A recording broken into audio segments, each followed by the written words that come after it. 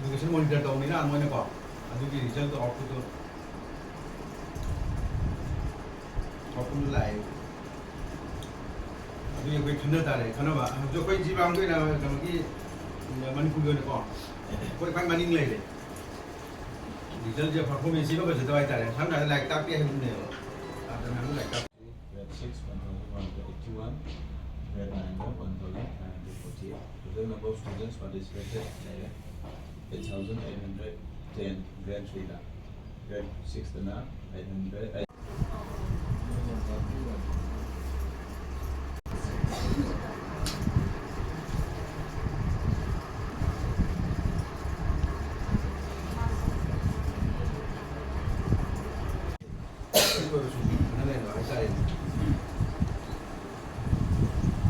कोई ना साइड तो बस समझना है अगर सिंह है तो कोई दिक्कत सेंसरी मतलब फजल तो ये मांग दो तो अपना डिसिप्लिन का को अगर तुम एलिवेट तो क्या मतलब परफॉर्मेंस को जावा या कोई ना तुम सिंह तो वो तो सिंह का तो भी तुम रियल तो तुम सिंह लाए बा अभी ना का नाम करो ना होटल क्लासिक का state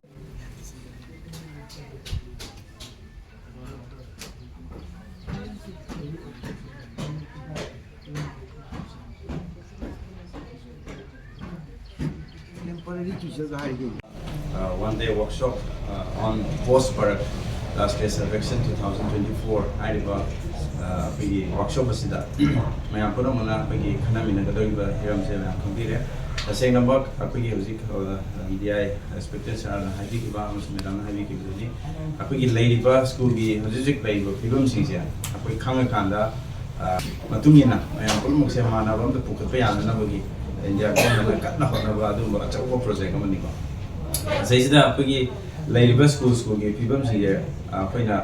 hojik medam so habi ki ba thekona kai jo khaninga oide habna chingba adu ga makha ta ba kana mu thup tong na si hariba mayam du horen apagi slide ka pa ka to ana apagi si projector digi hona loi umo phamani ka kam condition de lei ge have adu ga foundation level da di apagi si adum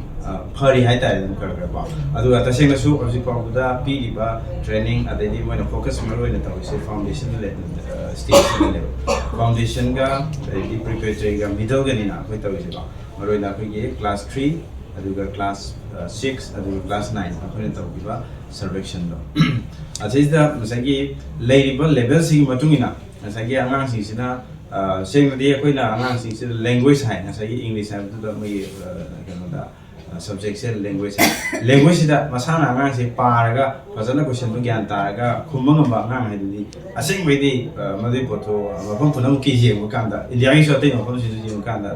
khara di waram da adu wa ba le ngani oi private school gi tongan ba central school gi adigi angang gi 1 or 2 or fazana ngamba kampu di tongan di se kai mo gi duga apagi government ki state government ki tongan ba school onum na lei ba awa ba lei ba school sa oza fazana ma tik sa lei to ba dei sa tracing ki foundation le ho do ba ma di adu khara wa de ni na sa